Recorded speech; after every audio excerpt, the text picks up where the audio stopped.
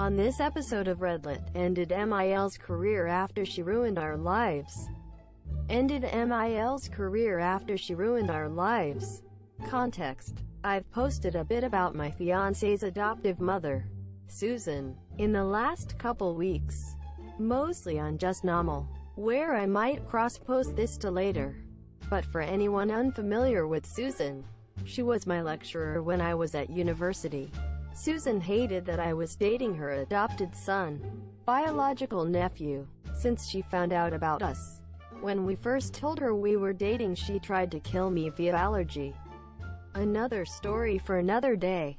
And after she found out I was pregnant, she stalked us, impersonated me, and broke into our flat. And that's just the tip of the iceberg.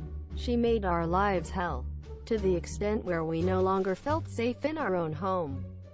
And my fiancé and I had to move across the country to escape her. We've been living in our new place for a little under a week. The baby is due in a couple of months and everything is mostly ready. We've deactivated our social media, created new emails, and changed our numbers. Only a few friends and relatives from the town she lives in, which we left, have our new numbers. We had to leave our entire lives, and everyone we knew and loved behind, while I was 7 months pregnant, because we couldn't trust her around our baby. Revenge. On Monday, an email was sent from the dean to Susan's graduating students saying Susan was being considered for a promotion from lecturer to head of the department, and they wanted to hear from her students first. The aim of this was to receive glowing recommendations to give to the board. This was not the result. As I changed my email, I hadn't seen this. One of my friends who had my new number and was on the course with me did see the email. And on Tuesday he gave my new number to the dean, saying that he would only give her the number in person, on paper, and only if she agreed to ring when she was alone and throw out the paper and erase it from the logs after. If she was calling from a university phone, then the number would go on the call logs that were accessible by all members of staff. But he assured her that this was something she'd want to hear before promoting Susan. So I got this call from the dean on Tuesday. She told me what was going on. My friend hadn't had time to get in touch before she rang, and she asked me why my friend thought I should speak to her. I told her everything. I started 2 years ago, when I met Susan's son, the man who would become my fiancé and the father of my child. I told her about Susan poisoning me via allergy after finding out about me and her son, and the EpiPen incident. I told her about the outside-of-class harassment I received post-pregnancy announcement, impersonating me, crashing GP appointments, breaking in, ECT. I told her about the in-class harassment, telling me to break up with my fiancé, stopping lectures until I left, throwing out my food and drink, trying to reschedule exams, and more. I told her about the last time I saw Susan in person, when she tried to hit me while I was 7 months pregnant with her grandchild. I told her about having to move away. I was careful not to give a location or distance, and filing a restraining order to escape Susan. I thought the uni were made aware of the RO, but apparently not. Fiancé then arrived home from work, and when I told him what was happening, he was all too eager to chime in with stuff I forgot. Copying keys, punching the landlord, canceling orders, going through our things. He also told the dean about the abuse he got from her growing up. We also gave the dean the names of people willing to support our story, as well as some dates, times and locations of on-campus incidents. I'd made a note of a few of them, so she could pull CCTV from the campus security recordings. Fiancé also told her the story of one of his cousins, Susan's bio kid, who got close with a guy on Susan's course. But the guy was told to break up with her by Susan with a thinly veiled threat against his academic career. We also told the dean about Susan telling me to break up with my fiancé and vice versa so she could better maintain professionalism. The dean was horrified. She had me and my fiancé record a video where we said everything all over again. From the top, we made sure the video had nothing to identify location, and we were assured Susan would never see it. We also sent her all the proof we had alongside it. This was all forwarded to the board on Wednesday and Thursday. She asked my friend for the number again and just called me for the second time, telling me that the board unanimously agreed this was grounds for Susan's dismissal. They said that while the outside of uni events weren't really their business, they go towards her character, and the fact that as department head, she would represent the department, whether she was on the clock or not. They said even without this, the events that happened inside of uni alone, stopping lectures, telling me to dump my fiancé, telling that other guy to leave her daughter alone, throwing out my stuff, seeking special treatment on grounds of nepotism, were all abuses of power and enough to justify Susan's dismissal. They asked me why I hadn't filed charges, and I said all I'd gain from filing charges is Susan staying away from me, and the RO and moving away has the same effect. Plus, as it's exams season, my tutor work is really taking off and I don't have the time to go through a whole court case. And I'll have even less time once the baby arrives. The baby is due in about 8 weeks and Susan has already caused me enough stress. Tomorrow, in the meeting where Susan is fully expecting to be told she got her promotion, the dean is now going to give her a week to hand in her resignation. If she refuses, she will be fired. If she does not hand in her resignation, she will be fired. She will not be getting a reference. The only reason she is being given the option to resign is that she has worked at this university for nearly a decade. But if she so much as raises her voice in the meeting tomorrow, she will be fired. Security will be present for the meeting, in case she tries anything. Meanwhile, the friends we left behind aren't hesitating to tell anyone who will listen all about what Susan did during the course of mine and my fiancé's relationship. There's not a single soul left in that town who trusts her or will take her side if she tries to fight back. Not even her husband, who told us that now all their kids are over 18. He will be initiating divorce proceedings. I don't feel even a little bit bad. I know there's a chance I went too far, but I didn't lie or embellish anything. I just gave the dean the facts as they are.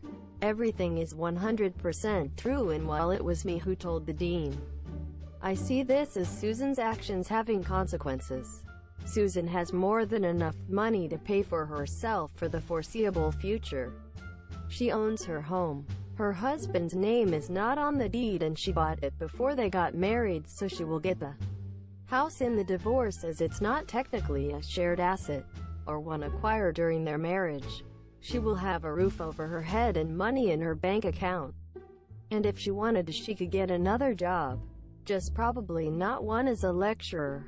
FAQs. Asterisk asterisk. What is Susan and fiancé's relationship exactly? Asterisk asterisk. Biologically, they're aunt and nephew. Fiancé's parents were in and out of his life a lot growing up, and when they were out of his life they'd leave him at Susan's place. And when he was 14, they left for good. At which point Susan said she'd adopted him. Your fiancé has never seen proof of this, but she refers to herself as his mother and to him as her son. Asterisk asterisk. What is the EPI poisoning accident? Asterisk asterisk. I'm severely allergic to peppercorn, as in salt and pepper. And shortly after Susan found out we were dating and asked us to break up, she then invited us to dinner to apologize. I offered to cook as I had my pepper allergy to work around, and she insisted on cooking. Fiancé also reminded her of the pepper allergy, as did his uncle, her husband. She cooked pepper-crusted turkey. Susan insisted it was a palate issue and I needed to stop being fussy. I didn't eat it, but due to my proximity to a giant lump of cracked and cooked pepper combined with the severity of my allergy, I was sat at the table with the turkey right in front of me. I wound up inhaling enough that I began to violently cough and felt lightheaded. fiance went to get me water while I went for my EPI pen. I couldn't open it and Susan took it off me. I pointed to where she should administer it, and instead of doing that she asked me if I was sure about not breaking up with fiance. Uncle arrived, saw what was happening, called fiance into the room, and between them they got my EPI pen, administered it, and drove me to A&E. To this day, Susan insists that no one is allergic to pepper. I'm just fussy. And even though I should have pressed charges at the time, not only was she still my lecturer, but law enforcement says that being stupid isn't a crime.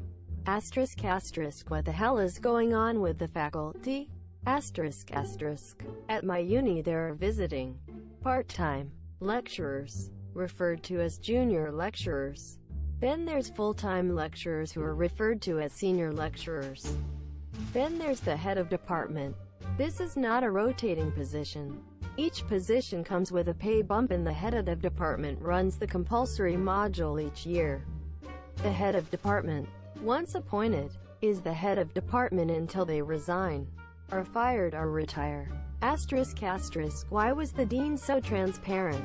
Asterisk asterisk. From what the dean told us, it's a health and safety issue as well as a legal one. Susan has proved to us that she's a threat to our safety and well-being. We proved that to the dean with testimony and evidence. And now if the dean gets rid of Susan, Susan could go after us. The dean needs to keep us in the loop in case this happens, so the uni isn't liable in case Susan comes after us. Asterisk asterisk, how was this all done so quickly? Asterisk asterisk. I think they wanted it sorted quickly and quietly. They need to announce the new head of department soon, and they had a few options, but Susan was the front runner. The email I didn't see sounds like it extended to all candidates. So if former students had any thoughts on the other two options, they were free to email about them too. But when my friend saw that Susan was an option, he took matters into his own hands, as he knew about everything she'd done. I will admit to guessing and filling in the blanks here, and with the other uni stuff. But the dean didn't explain everything to us, so a lot of stuff me and fiance are trying to fill in the gaps between us. Asterisk asterisk, why no police? Asterisk asterisk. The same reasons we listed above. Between the baby, the move, and the new job, we have no free time. We think that the RO and moving will be enough to keep her away. But if she comes near us again, we've agreed to contact the police and see through the court case. But with all the shit going on, we don't have time. We were also told when we were first asked about court that if she fought us, her lawyer would have the right to cross-examine us, and for that to happen, we would need to be in the courtroom this year. Whether this happens before or after the baby is born, we don't want to even be in the same town as her right now, let alone in the same courtroom this year. Regardless of security, we wouldn't feel safe. Asterisk asterisk, won't Susan blame you for all this? Asterisk asterisk. She'd blame us for this even if we had nothing to do with it. We're preparing as if she's going to knock on our front door any second and ask where we went.